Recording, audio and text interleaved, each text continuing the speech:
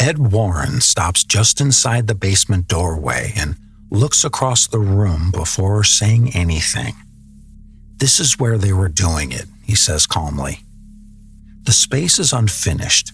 Concrete floor, low ceiling, no windows. Along one wall, a long porcelain table is fixed in place, the kind built to be washed down in. Lorraine stands a few steps behind him. She hasn't followed him all the way in. She's already reacting to something. Ed takes a slow step closer to the table, leaning slightly as if trying to get a better look without touching it. Lorraine watches him, then shakes her head. "Don't." He pauses and looks back at her. "What?" "This is where it starts," she says. There's a weight to that room that isn't coming from anything you can see. The air feels still but not empty, and whatever had been happening upstairs doesn't feel separate from this space. It feels like it's coming from that room. This wasn't just another part of the house. This was where bodies had been brought down and prepared. And Lorraine wasn't reacting to it like something that had been left in the past. She was reacting to it like it was still there.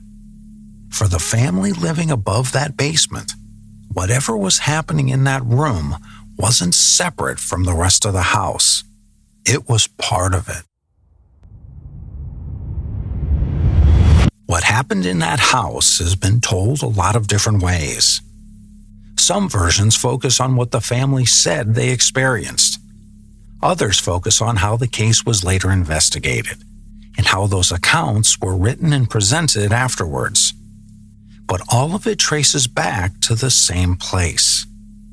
A house in Connecticut that had been used as a funeral home before the family moved in. In a period of time where the people living there began describing experiences they said shouldn't have been happening inside that house. But the story doesn't start with any of that. It starts earlier, when the family first moved into that house.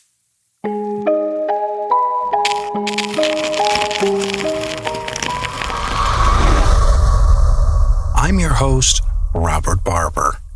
In the 1980s, a family in Connecticut moved into a house that had once been used as a funeral home. Not long after, they began describing experiences inside the house that they believed were connected to what the building had been before they arrived. The case drew the attention of Ed and Lorraine Warren and would go on to becoming one of the more widely known haunting stories in the United States, later adapted into a major motion picture. But over time, the details of what happened inside the house have been questioned, challenged, and in some cases contradicted. This is the story of the Snedeker haunting. Let's get into it. When the Snedeker family moved into the house in Southington, Connecticut, it wasn't a casual decision. Their son Philip was undergoing treatment for cancer at the time, and the family needed a place where they could manage that along with everything else that came with it. They needed space, room for him to rest and recover, room for the rest of the family to live around that. And this house gave them more of it than anything else they had found. From the outside, there was nothing about it that stood out. It looked like any other older house in the area. Inside, the layout reflected what the building had been before it was converted. Some of the rooms connected directly into each other without hallways, the way you would expect in a space designed for people to move through in sequence rather than live in. Certain doorways were wider than standard residential doorways, built to allow a body to be carried through without obstruction. The front rooms were larger and more open than the rest of the house, consistent with spaces that would have been used for viewings. The basement was unfinished, with a fixed porcelain table and a floor pitched slightly toward a central drain. It wasn't set up like a storage space or a workshop. It had been designed for preparation. At the time, none of that had been explained to them. They saw the layout, but they didn't know yet what it meant. They chose rooms, moved their things in, and set up the house for day-to-day living. Bedrooms were assigned, furniture was arranged, and the space started to function the way a home is supposed to. Philip moved through the house the same way everyone else did at first. He spent time in some rooms more than others, avoided certain areas without really thinking about why, and followed the same routines as the rest of the family. Nothing about that stood out. At that point, the house was doing exactly what they needed it to do. There was no reason to see it as anything else. They had already been living in the house for a while before anyone said anything about it. It came up in conversation with someone who knew what the building had been before the family moved in. Not just that it was older or that it had changed hands, but what it had been used for. Before they moved in, it hadn't been a residence. It had been a funeral home. Hearing that didn't change anything physically inside the house. The rooms were still the same, and the layout hadn't changed. But it changed what they were looking at. Spaces that hadn't made sense before started to stand out for different reasons. The wider doorways weren't random. They were built that way to move bodies through the house. Rooms that opened directly into each other without a hallway in between weren't unusual anymore. They'd been arranged that way for viewing and preparation. What they had been using as ordinary rooms had once been part of a process. The front rooms that felt slightly off in layout would have been used for viewings where families came in to see the body. The flow between those rooms wasn't about comfort, it was about access and movement. The basement stood out the most. That wasn't just extra space. That was where the bodies had been brought down and prepared. The table wasn't something left behind. It was fixed in place. The floor around it was pitched towards the drain so fluids could be washed away. The entire room had been designed for that purpose. Once that was understood, it was hard to look at it any other way. It didn't all click at once. It came together piece by piece, one detail at a time, each one pointing back to the same thing. And once those pieces lined up, the house didn't feel like a place that had been converted into something new. It felt like a place that had been used for something specific and then left behind. The change showed up in the basement. By then, Philip already knew the space. He'd been down there enough times that moving through it didn't take any thought, which is why the moment stood out when it happened. He came down the steps like he normally would, reached the bottom, and started into the room. A few steps in, he stopped. Nothing in the room had changed. The layout was the same. The table was where it had been. There was nothing in front of him that should have made him pause. But he didn't take another step. He stayed where he was, trying to understand why he had stopped. He hadn't seen anything. There was nothing in front of him to react to. But being in that room wasn't the same as it had been the last time he was there, and he stood there longer than he meant to, trying to figure out what had changed. But there wasn't anything he could identify. But it wasn't the same. After a moment, he turned and went back upstairs without finishing what he had come down to do. After that, he stopped going down unless he had a reason to. And when he did, he didn't stay long. The rest of the family noticed it before they understood why. It wasn't just that he avoided the basement. It was how quickly he moved through it and how deliberately he kept his distance from that part of the house. When he tried to explain it, he didn't describe anything he had seen or heard. What he described was the sense that being in that room wasn't neutral, that something about it felt active, like the space itself was reacting to him being there. The first time something actually happened, it wasn't subtle. Philip was in the basement again, standing near the table, when he heard something move behind him. It wasn't the house settling. It was a single, distinct shift, like something had been dragged a short distance across the floor. He turned immediately, expecting to see what had caused it, but nothing in the room had changed. The table was where it had been, the floor was clear, and there was nothing behind him that should have made that sound.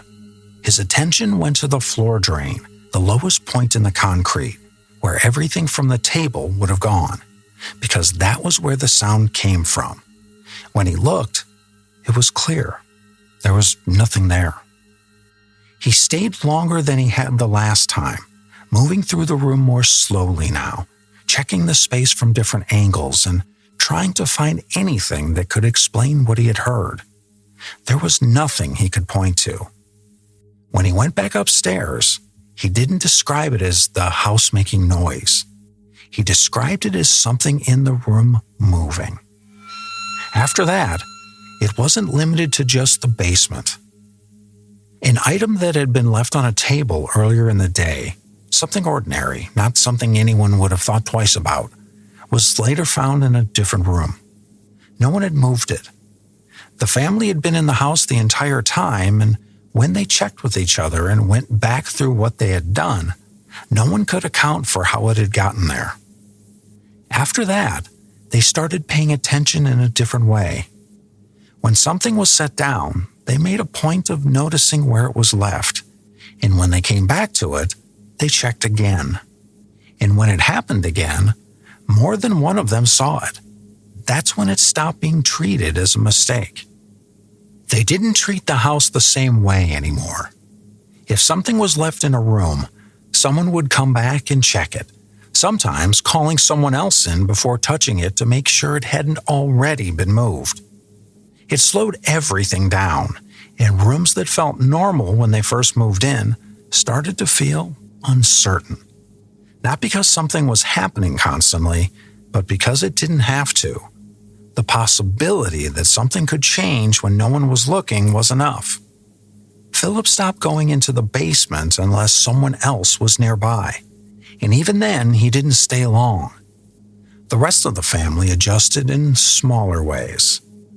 Lights were left on, doors weren't closed all the way, and people called out to each other more often, keeping track of where everyone was.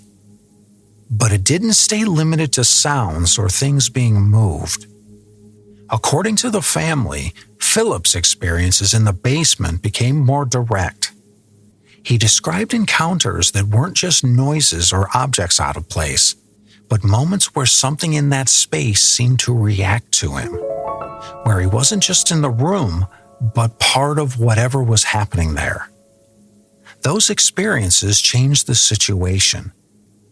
At that point, it wasn't just something strange happening in the house. It was something happening to someone. By the time Ed and Lorraine Warren were called, what had been happening in the house had already been going on for a while. They didn't arrive for a single visit and leave it at that. They returned to the house, and each time they were there, they kept going back to the basement, because that was where the activity was happening most often. During one of those visits, something in the room shifted while they were present. Not somewhere else in the house, but in the same spot they were standing in. They both reacted to it. That moment didn't stay contained to that visit. When they went down into the basement together, they slowed at the bottom of the stairs instead of stepping straight into the room. Ed stepped down first and stopped just inside the doorway. He didn't go all the way in. He stood there, looking across it before saying anything. "This is where they were doing it," he said. The space was unfinished, with a concrete floor, low ceiling, and no windows. Along one wall, a long porcelain table was fixed in place, the kind built to be washed down. The floor beneath it was pitched slightly toward a drain. Everything about the room pointed to what it had been used for. Lorraine stood a few steps behind him and hadn't followed him all the way in. She was already reacting to something. Ed took a slow step forward, moving closer to the table and leaning slightly as if trying to get a better look without touching it. Lorraine shook her head. "Don't." He stopped and looked back at her. "What?" She didn't move. "This is where it starts," she said. For a moment, neither of them moved. Ed was focused on what was in front of him, how the room was built, what it had been used for, the physical reality of it. Lorraine wasn't looking at it that way. She was reacting to something tied to that space that wasn't limited to what he could see. After a moment, Ed didn't take another step. He backed away from the table and returned to where Lorraine was standing. They didn't go any farther into the room. They stood there together, looking into the same space, but responding to it in completely different ways. When they came back upstairs, they weren't working from what they had been told anymore. They'd both been in that room. They'd both reacted to it, and they hadn't reacted the same way. That difference shaped how they understood what was happening in the house. They didn't treat it like something isolated. They tied it to the space itself and what had been done there before the family ever moved in. From that point on, the case wasn't just a series of incidents the family was trying to make sense of. It had been given a framework. They didn't treat it like something that would resolve on its own. They treated it like something that had already taken hold inside the house. They spent time in the basement and in the rooms where the family said the activity had been happening, asking specific questions about when things started, where they happened, and who experienced them.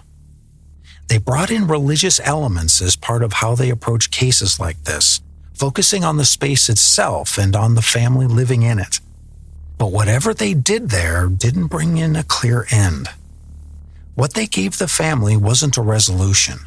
It was a way of understanding what they were dealing with, in the idea that it wasn't confined to one room, and it wasn't likely to stop on its own. That didn't bring it to an end. It gave it an explanation. They stayed involved for a period of time after that, returning to the house and continuing to work with the family. How long they were involved isn't clearly laid out. The accounts describe what happened, but they don't give a consistent timeline for when those events took place or how long the Warrens were part of it. The family continued living in the house after that, still in the same place where everything had been happening, until they eventually made a decision to leave. The house remained a private residence after they moved out. Other families did live there.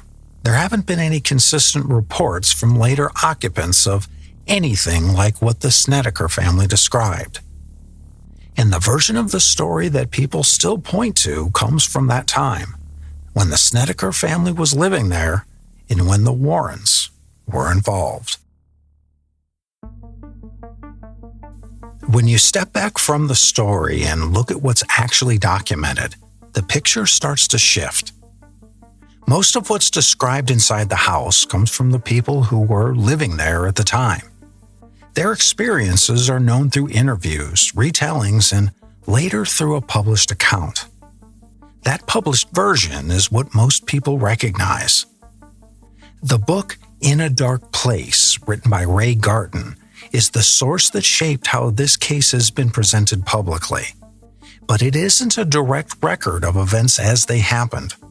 It's a narrative built from multiple accounts, and even Garton later said the details he was given didn't line up cleanly. According to him, the family's descriptions weren't always consistent, and parts of the story were shaped into something that could be told as a complete account. That changes how you have to look at this case. I mean, you're not dealing with a single consistent record. You're dealing with a version of events that was assembled after the fact. The timeline is another issue. There isn't a clear record of when specific incidents happened, how long they continued, or exactly how long the Warrens were involved. What exists are individual descriptions, but not a complete sequence that connects everything from beginning to end.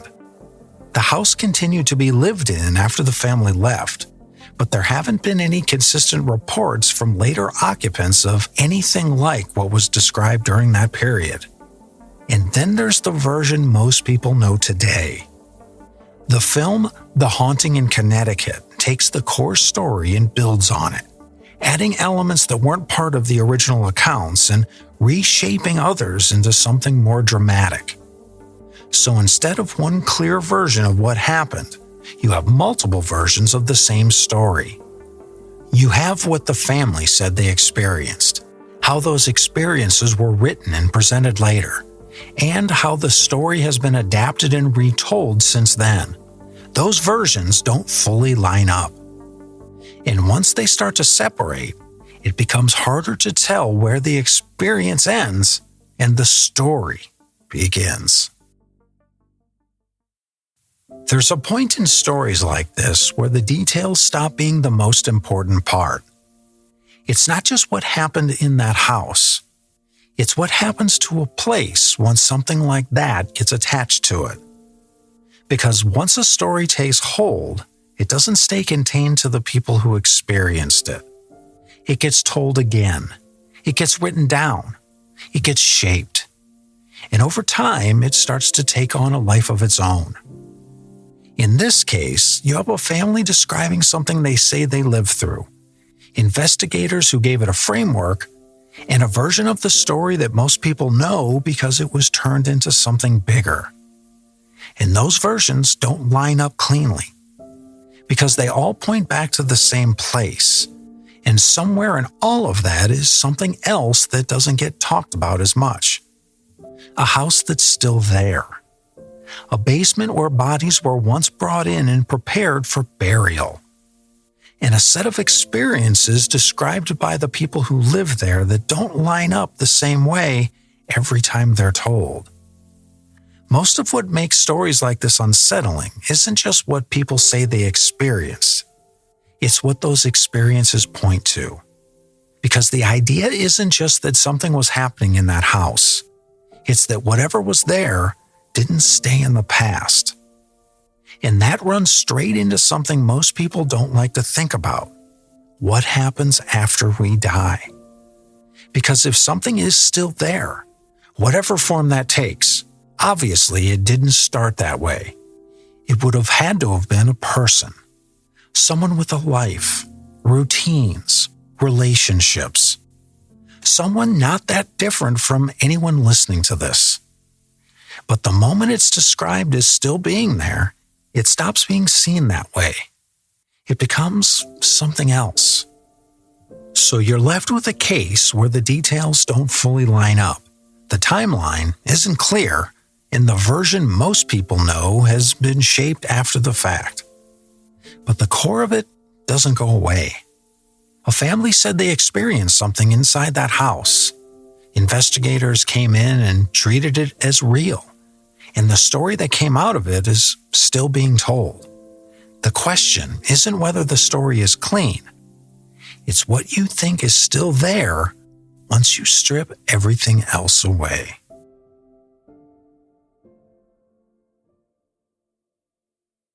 This has been State of the Unknown. The Snedeker case doesn't end with a single agreed-upon version of what happened. The family moved out. The house remained, and the events that define the case were never documented in a way that fully lines up from beginning to end. What remains are accounts, some consistent, some not, and a version of the story that was shaped after the fact and shared far beyond the people who lived through it. If you've been enjoying the show, leaving a rating or review in your podcast app really does help more people find it. On Spotify, it's just a tap of the stars. On Apple Podcasts, you can even leave a short written review. I read them and I appreciate everyone. And if you're listening on Spotify, you can leave a comment on the episode. I always love to hear what people think was actually going on in the case.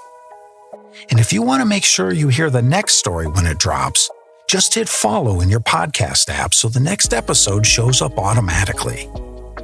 If there's a case you think I should cover, you can message me directly at State of the Unknown Podcast on Instagram, Facebook, Threads, and even TikTok. Until next time, stay curious, because sometimes the hardest part isn't deciding what you believe. It's realizing you may not have enough to decide it all.